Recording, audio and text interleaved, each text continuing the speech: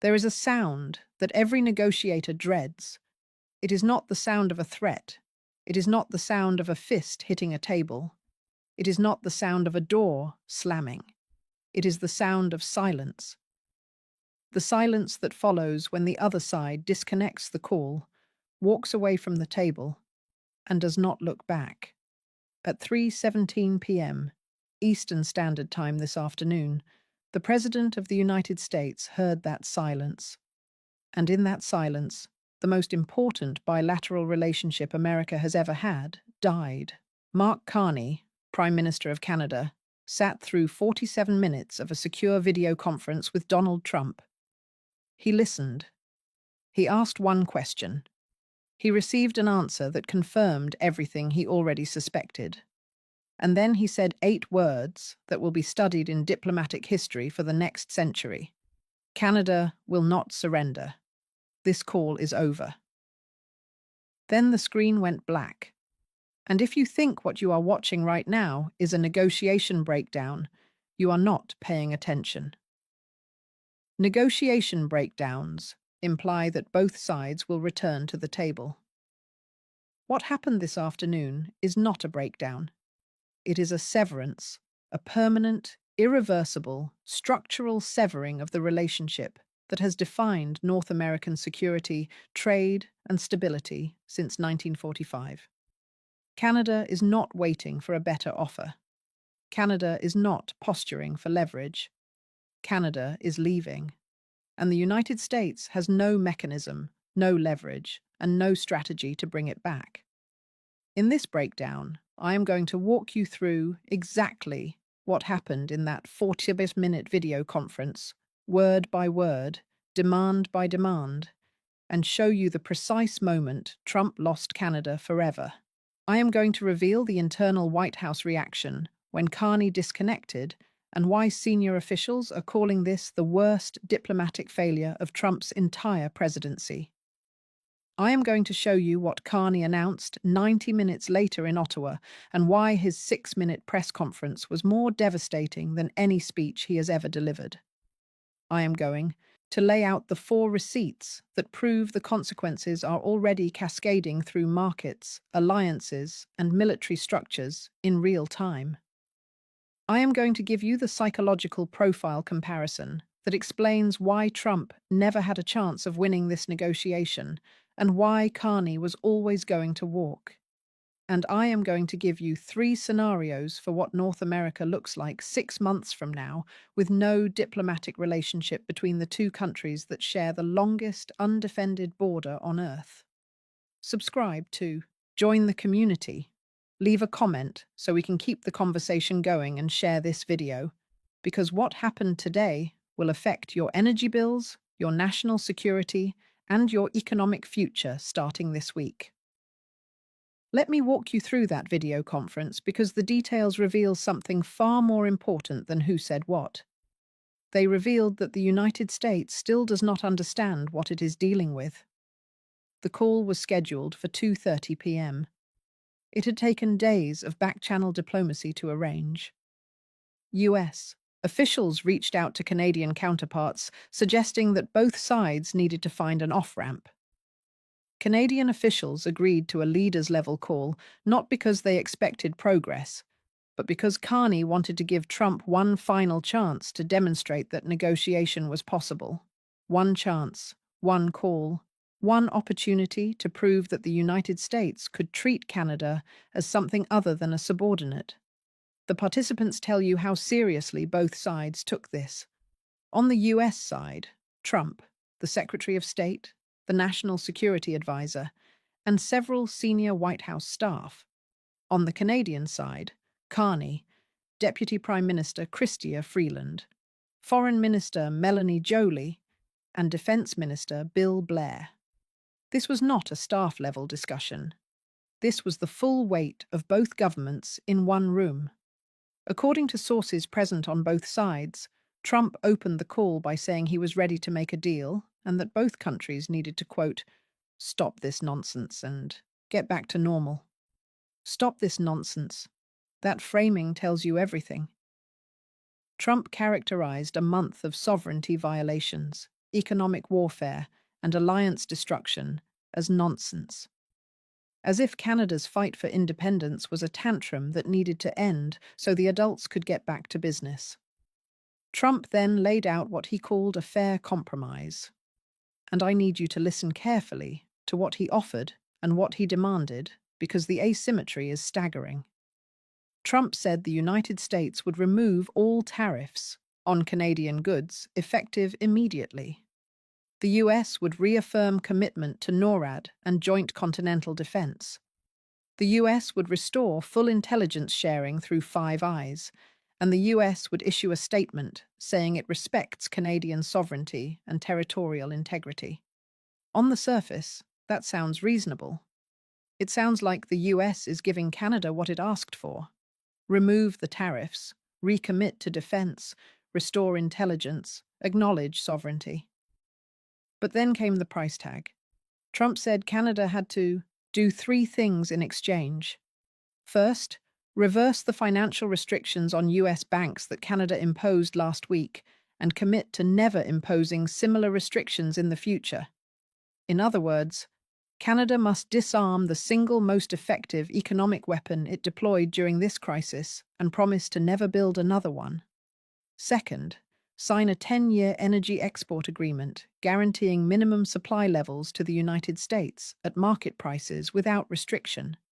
In other words, Canada must lock itself into a decadal, long commitment to supply American energy needs regardless of how the United States treats Canada during those 10 years. Canada must guarantee supply. The United States must guarantee nothing. Third, withdraw from the Alternative Security Partnership Fund that NATO approved and commit to working exclusively through traditional NATO structures where the US has more influence. In other words, Canada must abandon the independent security framework it just built with European allies, the framework that proved Canada does not need American military protection, and return to a structure where the United States controls the agenda. Let me translate what Trump actually proposed. He said, "I will stop hitting you if you hand me all your weapons, chain yourself to my economy for 10 years, and abandon the allies who protected you when I threatened you." That is not a compromise. That is a demand for unconditional surrender dressed up in diplomatic language, and Carney saw through it in seconds. According to sources, Carney listened to the entire proposal without interrupting. When Trump finished, Carney asked a single question. One question, precise, surgical, designed to strip away the diplomatic pretense and reveal the true nature of what was being offered. He said, "Mr. President, are you offering to negotiate these terms, or are you presenting them as non-negotiable conditions?" That question was a test. If Trump said these were starting points for negotiation, there was room to work. If Trump said these were final terms, Carney already knew what he would do. Trump reportedly responded, "These are the terms. Take it or leave it. But if you leave it, things are going to get a lot worse for Canada. Take it or leave it." A threat appended to an ultimatum delivered to a sovereign nation that has spent a month proving it cannot be threatened. Carney then spoke for approximately 3 minutes.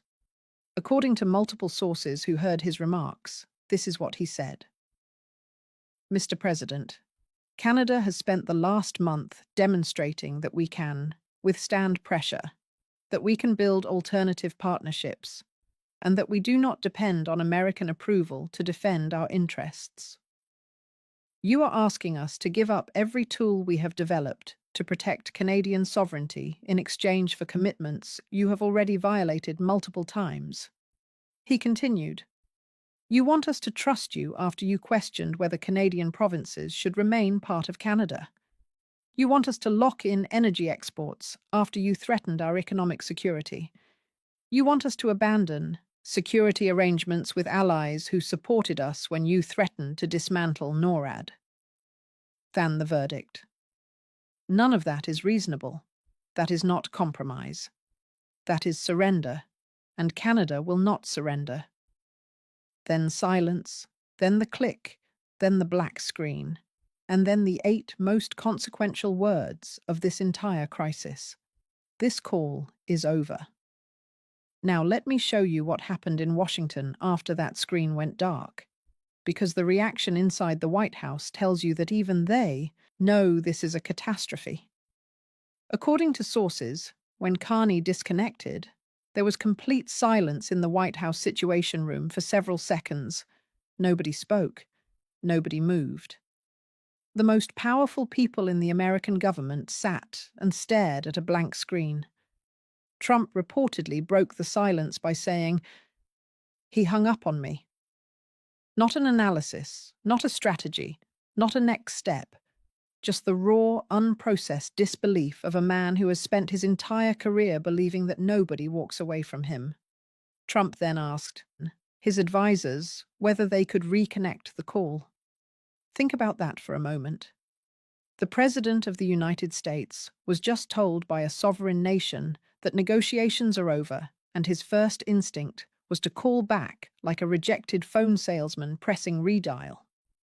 The National Security Advisor had to explain that Carney had intentionally ended the call and that attempting to reconnect without Canadian consent would be diplomatically inappropriate. Trump reportedly became angry. He said, "Call him back. Tell him if he doesn't negotiate, I'm cutting off all trade, all energy, everything." And here is where the room went cold. Because the Secretary of State had to explain to the President of the United States that America cannot unilaterally cut off all trade with Canada without congressional approval. And doing so would devastate the American economy, not the Canadian economy. The US needs Canadian energy. The US needs Canadian raw materials. The US needs cross-border supply chains that employ millions of American workers. Trump reportedly responded with the question that every advisor in that room had been dreading. "Then what can I do?" And the answer, according to sources, was essentially nothing. Nothing. The President of the United States, sitting in the Situation Room surrounded by the full apparatus of American power. And the answer to his question was nothing. The United States has exhausted its leverage. Every tariff is already in place. Every threat has already been made. And Canada has already built alternatives to every single thing the United States provides. You cannot threaten someone who is already prepared for the worst. You cannot pressure someone who has already absorbed the pain and come out stronger. You cannot negotiate with someone who has concluded that negotiation with you is pointless. And Carney has concluded exactly that, not because he is unwilling to negotiate, but because he has learned over 5 weeks of crisis that Trump does not negotiate. Trump dictates, Trump threatens, Trump demands. And when the other side does not comply, Trump escalates. There is no version of negotiation with this president that ends in mutual compromise because Trump views compromise as weakness and weakness as unacceptable. Carney figured that out, and he walked. Now let me show you what happened 90 minutes later in Ottawa. Because Carney's press conference was not a reaction, it was a declaration of independence. At 4:47 p.m., Carney stood at a podium in the National Press Theatre. He spoke for less than 6 minutes. He took no questions, and in those 6 minutes, he dismantled the last remaining possibility that the USC-Canada relationship could be repaired under this administration. Carney said, "This afternoon, I participated in a call with President Trump to explore whether negotiation could resolve the current crisis. I concluded that negotiation is not possible with the current US administration because the United States is not seeking compromise. The United States is seeking Canadian capitulation. Canada will not capitulate." Then the announcements, each one a nail in the coffin. Canada will suspend all negotiations with the United States indefinitely. Not pause, not delay. Suspend indefinitely. There is no next call scheduled. There is no back channel open. There is no envoy appointed. The diplomatic machinery between the two countries has been shut down. Canada will proceed with building independent security capabilities using support from NATO allies through the Alternative Security Partnership Fund. The $8.22 billion security framework that the United States demanded Canada abandon is now Canada's primary defense strategy. Canada is not going back to NORAD dependence. Canada is building something new. Canada will diversify energy export markets and reduce dependence on US buyers. The pipelines that flow south are going to be redirected west. The oil that fueled American refineries is going to fuel Asian and European economies instead. The energy relationship that has defined continental economics for half a century is being unwound. Canada will strengthen financial regulations to protect Canadian economic stability from external policy volatility. Translation: the financial restrictions on US banks are not being reversed, they are being expanded. Canada is building an economic firewall against American interference, and every brick in that wall makes reconnection harder. Canada will work with partners in Europe, Asia, and across the Commonwealth to build relationships based on mutual respect, not on coercion. Then Carney closed with a statement that was as elegant as it was devastating. Canada does not seek confrontation. We seek partnership. But partnership requires treating Canada as an equal, not as a subordinate. When the United States is ready to engage on that basis, Canada will be ready to talk. Until then, Canada is moving forward. We will not wait for American permission to defend our interests or to build our future. 6 minutes. No questions. He delivered his statement and left, and in those 6 minutes, he accomplished something that no foreign leader has managed in the modern era. He defined the terms on which the United States must approach him, not the other way around. He positioned Canada as the reasonable party and the United States as the obstacle.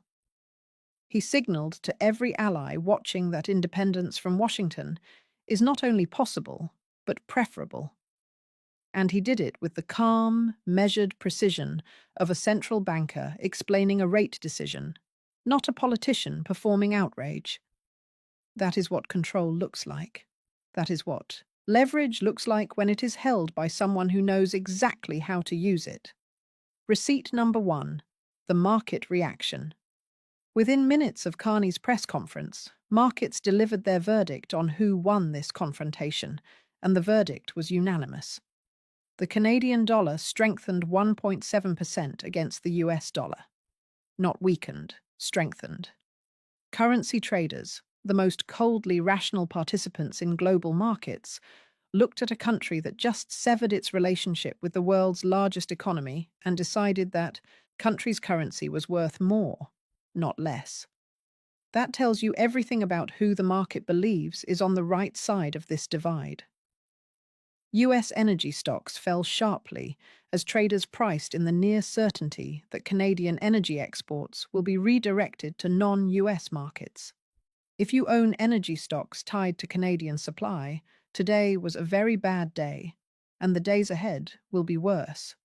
Midwest utility stocks dropped as traders recognized that electricity supply from Canadian hydroelectric generation is now officially uncertain. Those utilities have no backup plan.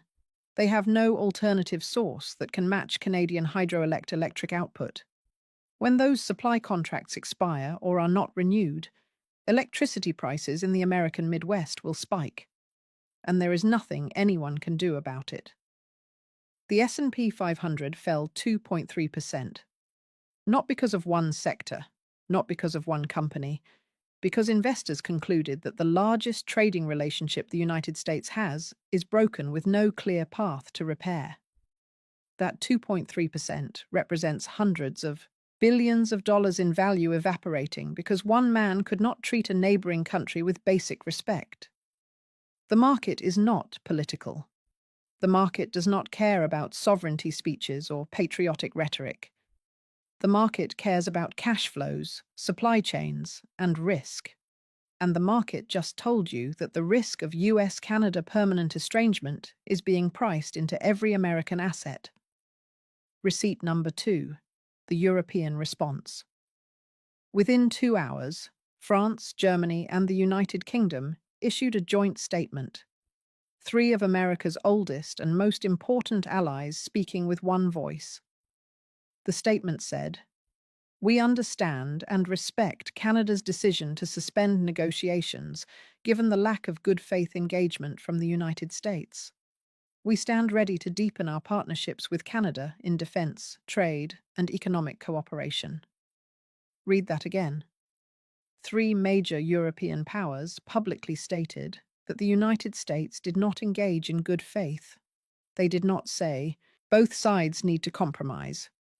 They did not call for dialogue. They said the US failed, and they are siding with Canada. That is not diplomatic boilerplate. That is an alignment decision. Europe has looked at this crisis and decided that Canada is the reliable partner and the United States is not. And that alignment decision will have consequences far beyond this specific dispute, because it signals to every country in the world that opposing the United States no longer means standing alone.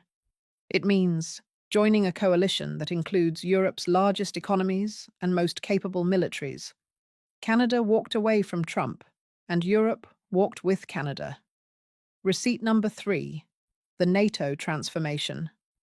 Canada's announcement that it will proceed with building independent security capabilities through the Alternative Security Partnership Fund is not just about Canada. It is about what NATO becomes when its most powerful member can no longer be trusted.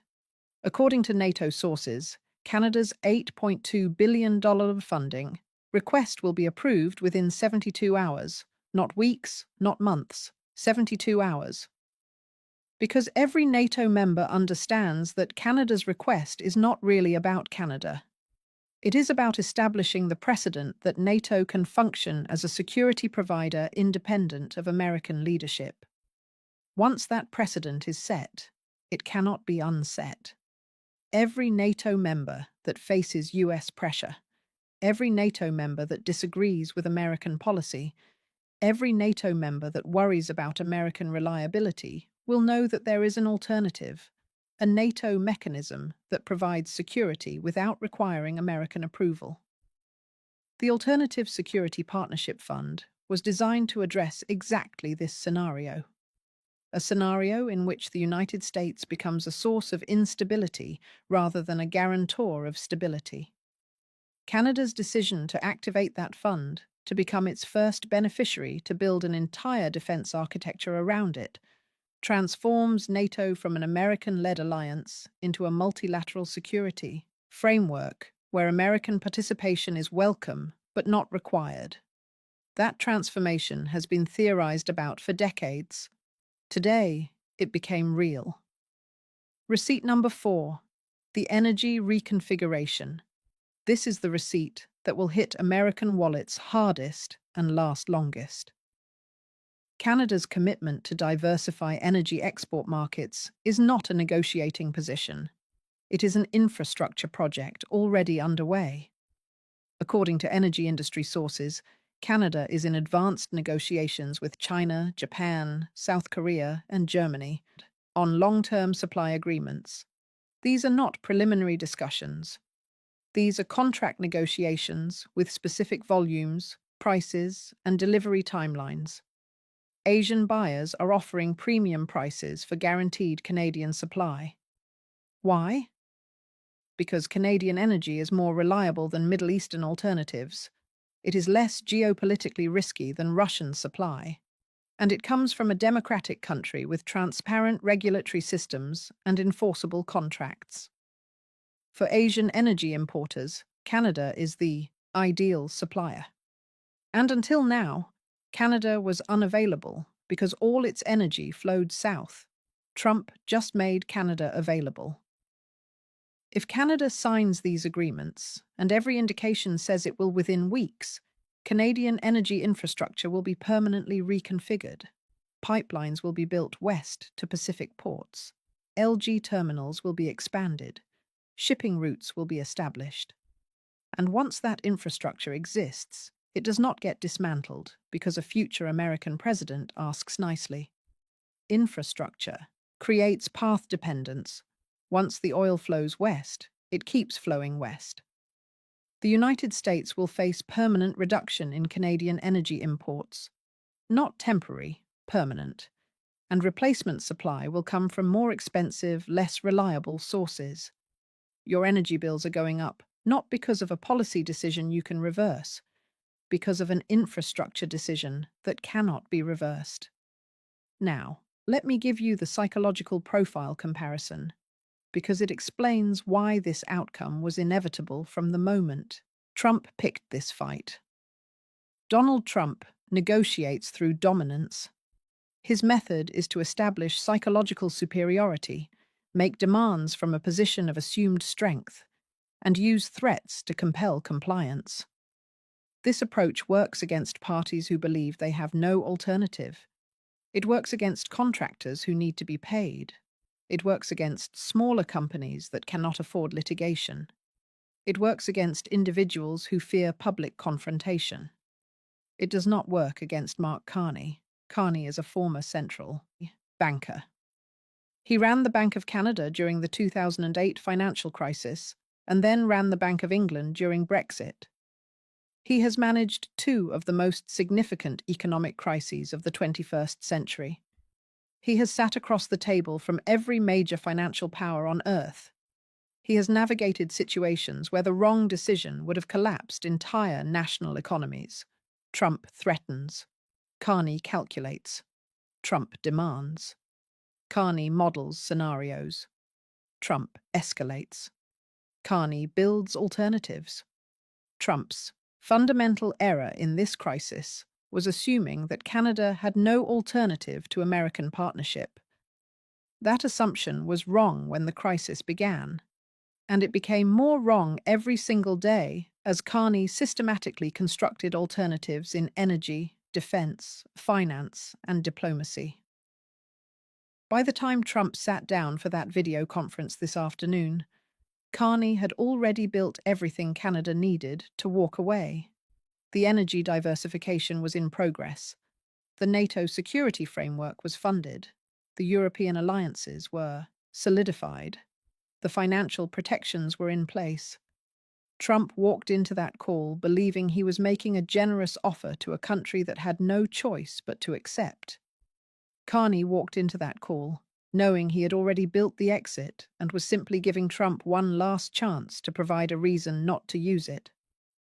Trump gave him no reason, so Carney used it. He did not hang up in anger. He did not hang up in frustration. He hung up because he had completed his assessment. He had confirmed that Trump would not negotiate in good faith.